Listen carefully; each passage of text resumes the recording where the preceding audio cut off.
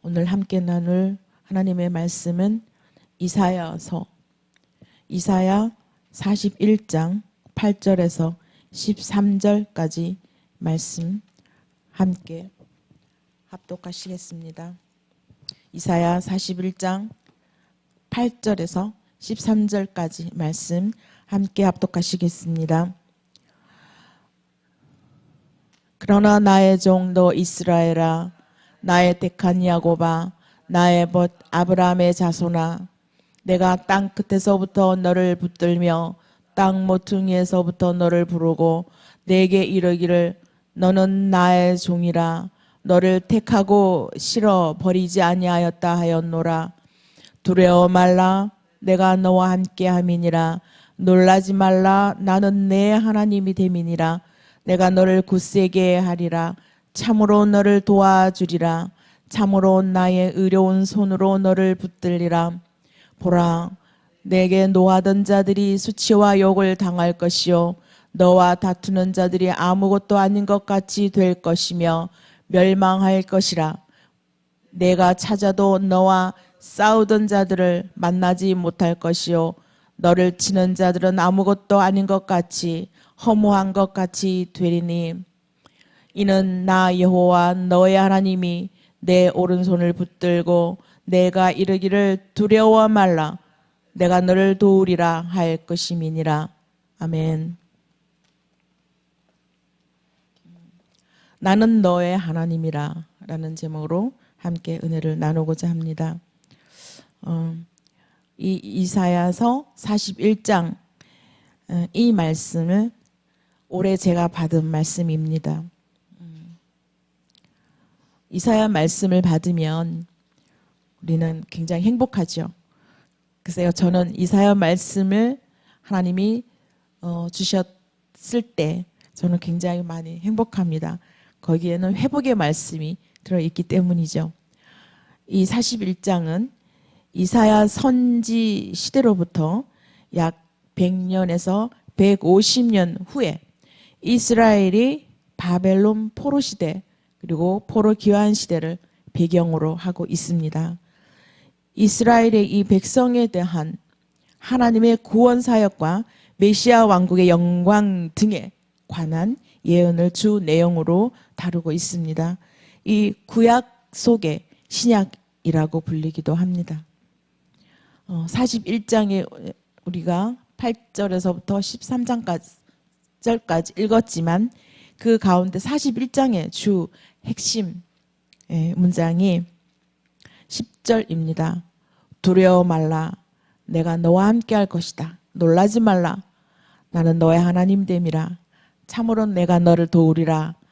나의 오른손으로 너를 도울 것이다 라고 하는 이 10절의 말씀이 이 41장의 주 핵심 말씀입니다. 바벨론 포로 시대 때 포로로 있으면서 굉장히 힘들었겠죠. 포로 그 동안 우리나라도 36년이란 긴 세월 동안 일제하에 있을 때 그냥 아무 생각 없이 살아가는 그러한 사람은 모르지만 거의가 다 나라를 위하고 우리나라에 대한 어떤 조그마한 생각이라도 가지고 있는 사람이라면 모두가 나라를 위한 걱정하고, 그리고 또한 나라를 뺏긴 것에 대한, 그리고 핍박받는 것에 대한 두려움과 힘든 고난들을 다 겪고 살아오셨을 것입니다. 저는 그 시대에 살지 않아서 너무 감사합니다. 그 시대에 살았던 분들은 정말 마음이 얼마나 힘들고 어려웠을까요? 지금 여기 바벨론 포로 시대에 있으면서 포로로 직면한 이 환난은 엄청났겠죠. 그 고통은 이루 말할 수 없었을 것입니다. 날마다 두려움에 떨 수도 있었겠고요. 그러한 환경에 처해 있는 백성에게, 이스라엘 백성들을 향하여 하나님께서 말씀하고 계십니다. 두려워 말라, 놀라지 말라, 내가 너희를 굳세게 할 것이며 그리고 강하게 할 것이고 너를 도우리라. 그리고 나의 의로운 오른손으로 붙들어 주겠다라고 이스라엘 백성에게 하나님께서 말씀하고 계십니다. 그리고 나는 너의 하나님이다 라고 말씀하고 계십니다. 여호수아 1장 9절에서도 여호수아가 가나안 정복의 명령을 받고 굉장히 두려움에 떨고 있었죠. 지도자로 세움 받았을 때 많은 두려움을 가슴에 안고 있을 때 그때도 하나님께서 오셔서 두려워 말라. 내가 너와 함께 할 것이다. 네가 어디로 가든지 내가 너와 함께 할 것이고 나는 너의 하나님이다. 라고 하나님께서 말씀해 주셨습니다.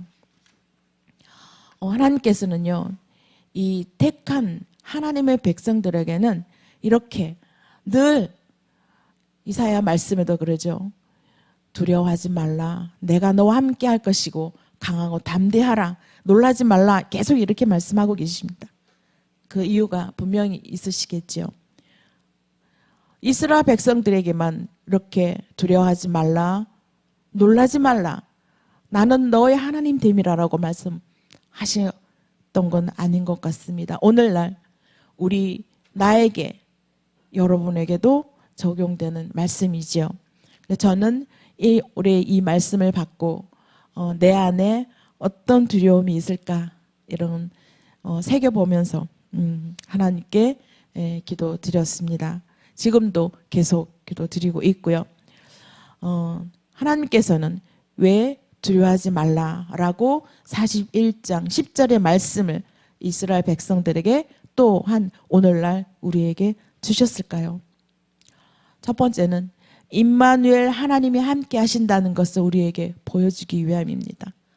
우리는 하나님께 함께하고 하나님 나와 함께 하신다고 생각은 하고 있으나 마음 깊숙이는 그것을 자꾸 잊어버립니다.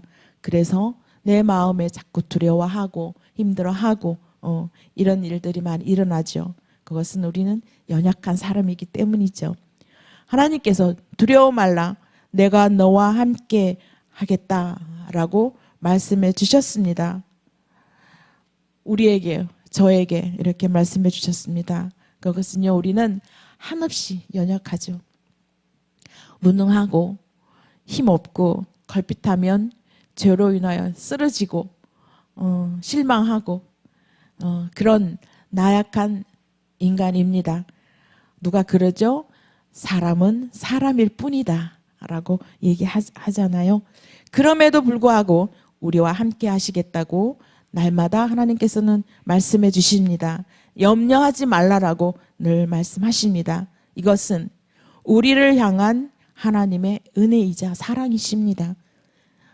어떠한 환경에 처해 있을지라도 우리는 두려워하지 않아야 됩니다.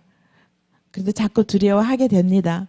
두려움을 떨쳐버리기 위해서 날마다 하나님께 붙들리는 삶을 살아야 되겠죠. 내가 너와 함께 하리라. 저는 이 말씀이 너무 좋습니다. 내가 너와 함께 할 것이다. 그리고 나는 너의 하나님 됨이다. 라고 이 말씀 얼마나 저에게는 위로의 말씀이 되는지 모르겠습니다. 이렇게 연약하고 부족함에도 불구하고 걸핏하면 죄로 갈 수밖에 없는 죄인일 수밖에 없는 우리들을 그래도 사랑한다 하시고 내가 너를 사랑한다 하시고 붙잡아 주시고 하는 그것은 바로 하나님께서 우리에게 주시는 그 은혜, 불가항력적인 은혜입니다. 우리는 모두 그 은혜 안에 살아가고 있는 것이죠. 얼마나 감사한지 모릅니다. 내 안에, 우리 안에 어떤 두려움이 있는지 하나님께 다시 한번 돌아보는 시간이 되었으면 좋겠습니다. 두려워 말라. 내가 너와 함께 하리라. 나는 너의 하나님이라. 라고 하신 그 말씀 붙잡고 날마다 승리하는 삶이 되었으면 좋겠습니다. 두 번째, 전능하신 하나님이 또한 나의 하나님이심을 우리 깨닫게 하시는 것입니다. 전능하신 하나님께서 모든 것 할 수 있는데도 불구하고 우리는 그것을 가끔씩 놓칩니다. 놀라지 말라. 나는 내 하나님 됨이라. 라고 하나님께서는 말씀하고 계십니다. 그런데 하나님께서는 과연 어떠한 하나님이실까요? 우리가 비록 죄로 인하여 잠시 고난당한다 할지라도 궁극적으로는 로마서에서도 나오죠.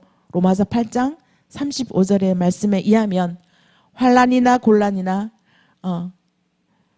공고하나 핍박이나 환난이나 공고나 핍박이나 기근이나 적신이나 위험이나 칼이나 그 무엇도 전능하신 하나님이 우리의 하나님, 나의 하나님 되시기에 그 어떤 것도 우리는 결코 우리를 해치 못한다. 그 어떤 환난이나 어려움이라도 어떤 칼이라도 나에게 온다 할지라도 우리는 그것을 다 나를 해치 못하는 것들이다라고 말씀하고 있습니다. 그래서 우리는 날마다 당당하죠. 우리 담임 목사님께서는 얼마나 당당하십니까? 하나님의 말씀을 굳게 잡고 가시기 때문에 어떠한 중면에 처해서도 당당하신 그 모습, 하나님의 사람이죠.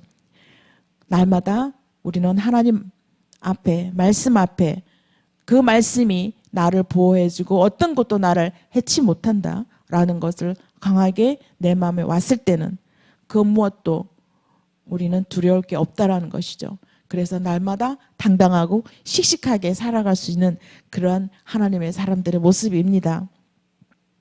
아무리 힘들지라도 다 지나가죠. 그래서 많은 얘기들을 합니다. 이 또한 지나가리라. 다 지나간다고 합니다. 그 지나갈 그 과정 동안 우리가 힘들어하는 것이죠. 이스라엘 백성들이 바벨론 포로 생활하면서 많은 어려움과 힘듦을 다 겪어 오고 있죠. 그렇지만 하나님께서는 백성들을 향하여 회복의 말씀을 늘 하고 계십니다. 백성들이 깨닫든지 못 깨닫든지 늘 나는 너의 하나님이라고 말씀하면서 회복을 약속하고 계시는 것입니다. 우리 전능하신 하나님을 우리가 째째한 하나님으로 전락해 버리진 않은지요. 우리 하나님은 크고 전능하시고 전지전능하시고 못하는 것이 없는 하나님이신 것을 가끔 망각할 때가 있습니다. 작은 하나님으로 크신 하나님을 작은 하나님으로 여기진 않으신지요. 전지전능하신 우리 하나님, 그 하나님이 나의 하나님이라는 것, 이 또한 그 은혜에 늘 감사할 따름입니다. 지금까지 우리에게 함께 오신 하나님을 생각하면 얼마나 감사한 일인지요. 그리고 또한 세 번째, 하나님은 나의 힘이 되시기 때문에 우리 하나님은 늘 우리에게 두려워 말라고 위로의 말씀을 주십니다. 저는 이 나의 힘이 되시는 하나님이라는 단어가 문구가 나타나면 이런 생각이 듭니다. 찬양 여러분들이 다 아실 겁니다. 나의 힘이 되신 여호와여 내가 주님을 사랑합니다. 이 찬양을 부를 때마다 얼마나 은혜가 되는지 모릅니다. 나의 힘이 되신 여호와, 내가 어떤 일로 인하여 세파로 인해서 힘이 빠지고 어려움에 처했을 때, 낙심하고 있을 때 이 찬양을 계속 되풀이해서 부르면 어느 순간 하나님은 내 등 뒤에서 나에게 힘을 주고 계시다는 것을 느낍니다. 그래서 이 찬양을 가끔씩 부르곤 합니다. 힘이 들 때마다. 주님은 나의 반석이시고 요새이시기 때문에 나는 어디를 가든지 하나님 안에 주님의 반석을 굳게 잡고 가면 그 안이 바로 안식처이라는 것을 저는 느끼고, 이렇게 생각할 수 있는 것도 하나님 은혜죠. 얼마나 감사한 일인지요. 하나님께서는 이스라엘 백성들을 향하여 내가 너를 굳세게 하리라, 그리고 참으로 너를 도와주리라, 그리고 하나님의 그 의로운 손으로 너를 붙잡아 주겠다라고 하나님 말씀하고 있습니다. 영어 성경에는 uphold라고 표현하고 있는데요. 이거는 우리는 붙들어 주겠다라고 이렇게 표현하고 있지만 지켜주시고 또 밀어주시기도 하고 서포터해주는 아주 강한 단어로 쓰여 있습니다. 하나님의 그 강한 능력으로 우리를 지켜주시고 붙잡아 주시는 것입니다. 그래서 우리는 결코 하나님께서는 나의 허물이 있을지라도 불구하고 나를 버리지도 아니하시고 굳세게 붙잡아 주신다고 말씀하십니다. 그리고 도와주시고 꼭 붙잡아 주시겠다고 말씀합니다. 우리가 하나님을 붙잡으려고 하는 것보다 하나님이 나의 손을, 내가 하나님의 손을 잡고 가는 것보다 하나님께서 내 손을 잡아주시면 이것은 절대로 놓치지 않은 것이죠. 하나님이 놓기 전에는 이 손을 절대로 떨어질 수가 없는 것이죠. 나는 힘이 연약하여 하나님을 잡고 가지만 나는 힘이 연약하여 떨어질 수가 있지 않습니까? 그러나 하나님께서 내 손을 잡고 계시면 결코 떨어지지 않고 하나님께서 꼭 붙잡고 가신다는 것입니다. 그래서 하나님이 내 손을 잡아주시고 계시다는 것, 이 또한 얼마나 큰 은혜인지요. 그것을 생각하면 얼마나 감사한지 모릅니다. 26년 새해에 들어와서 제가 받은 이 말씀을 가지고 공부하면서 나에게 주신 하나님의 이 말씀 그냥 거저 감사할 따름이더라고요. 어떻게 그거를 표현해야 할지 그냥 감격할 따름입니다. 그냥 감사합니다. 하나님 감사합니다라고 표현할 수밖에 없습니다. 하나님이 우리를 꼭 잡아주시는 것은 하나님의 사랑, 하나님의 사랑의 속성에 근거한 것입니다. 하나님의 속성이 사랑이시기 때문입니다. 그냥 우리가 이 세상에 살아간다는 것은 무척 버겁지요. 지금 청년도 계시지만 그 시대 때마다 살아가는 것이 굉장히 버겁습니다. 점점 더 악해지는 이 시대에 우리는 살아가고 있죠. 점점 어두워지고 캄캄해지고 있는 이 세대입니다. 우리는 그 어둠 속을 밝혀나가는 하나님의 등불이어야 되겠습니다. 올해는 더 힘들어진다고 세상은 이야기하고 있죠. 경제계에서는 난리입니다. 경제가 어렵고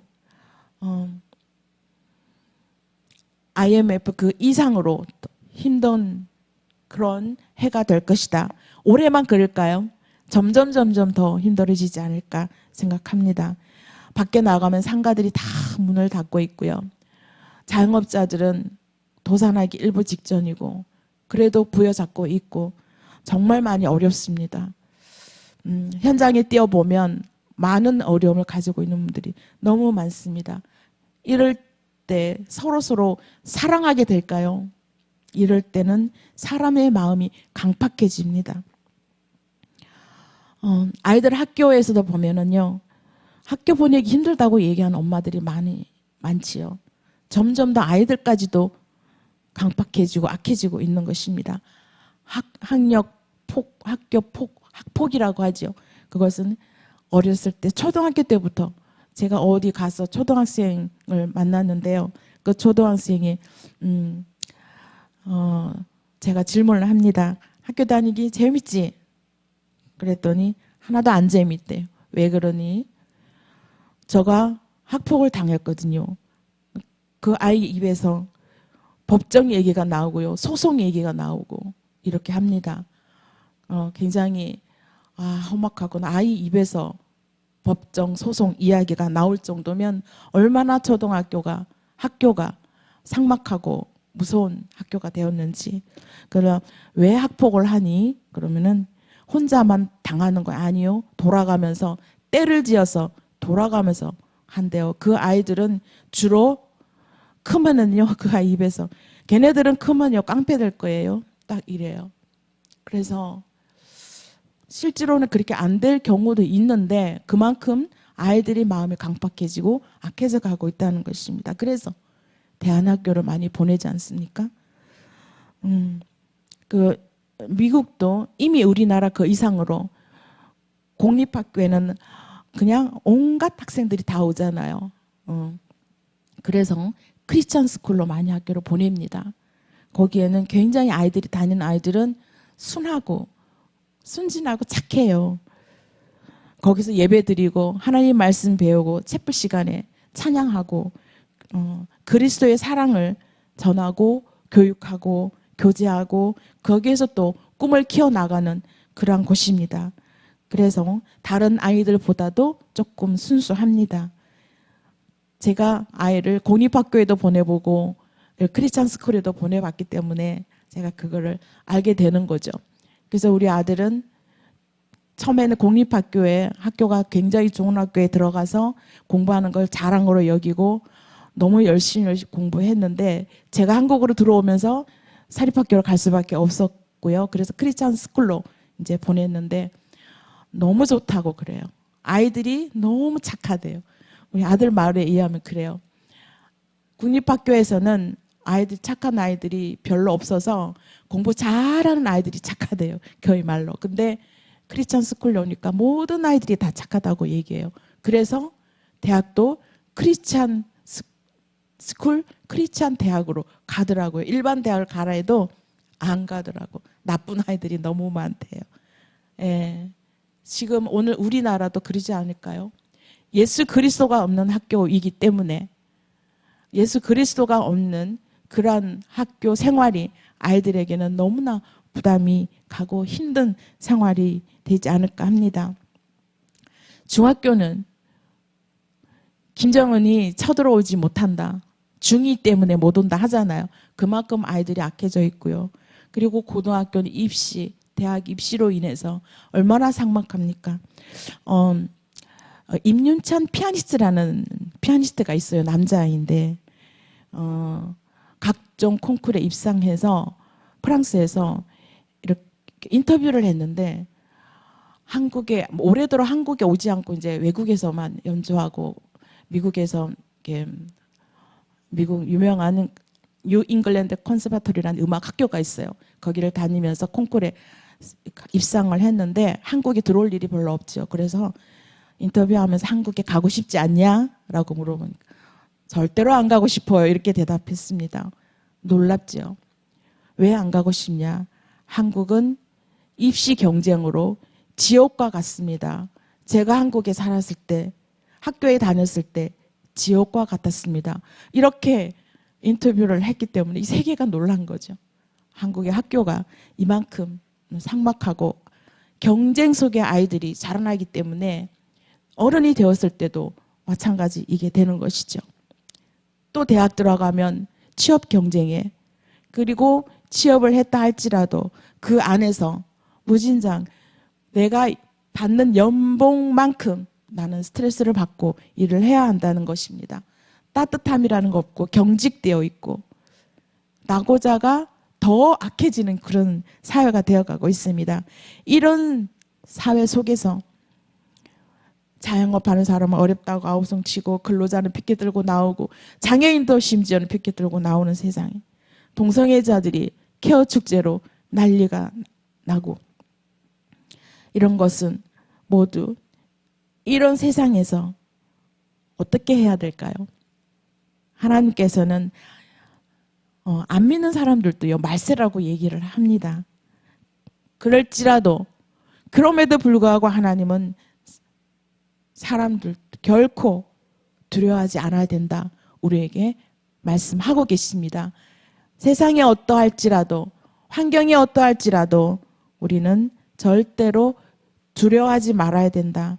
나는 너의 하나님이기 때문에 너와 함께 하기 때문에 넌 두려워하지 말라라고 얘기하고 있습니다.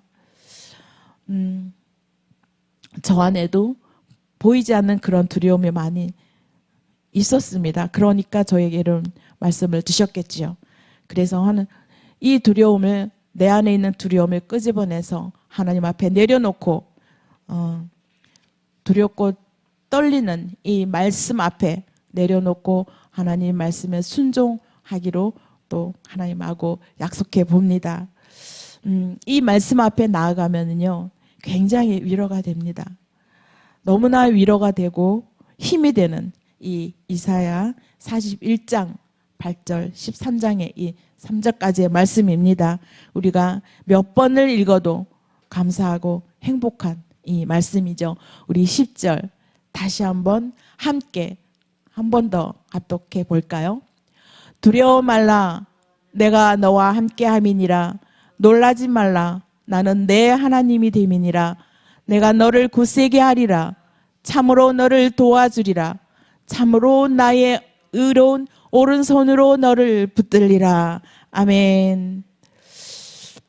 이스라엘 백성들에게 선포하는 이 메시지이지만 저와 여러분에게도 주시는 하나님의 메시지임을 기억하시고 다시 한번 이 말씀을 마음에 깊이 새기는 귀한 시간이 되었으면 좋겠습니다. 기도드리겠습니다.